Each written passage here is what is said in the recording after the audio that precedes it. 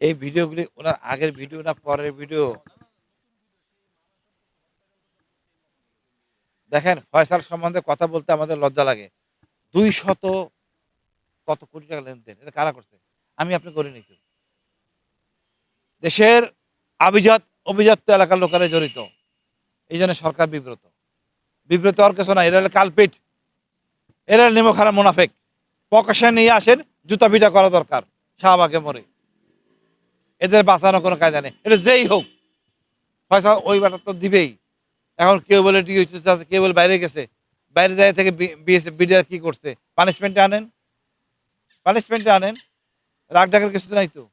তাহলে আমরা, সরকার যদি এত ভয় করে ভাই, বিশাল সমস্যা। সরকার ভয় দেখাচ্ছে কারা? এই সুশীলরা। আমাদের সুশীল এনজিও পার্কা কমিশন, এরাই করতে সমস্যাটা। এখানে যে বিপ্লবী সরকারের লোক থাকতো, আরো কিছু ছাত্র, ভালো ছাত্র, যেমন ছাত্ররা আমাদের ইজ্জত সম্মান ডুবাই দিচ্ছে।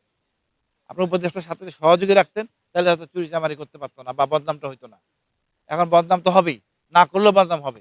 উচিত ছিল আপনার সংযত হওয়া, সততা হইতে শিক্ষা লাগে না। খালেদা জিয়া ছিল পাকঘরে, মানে রান্না করার গৃহিণী।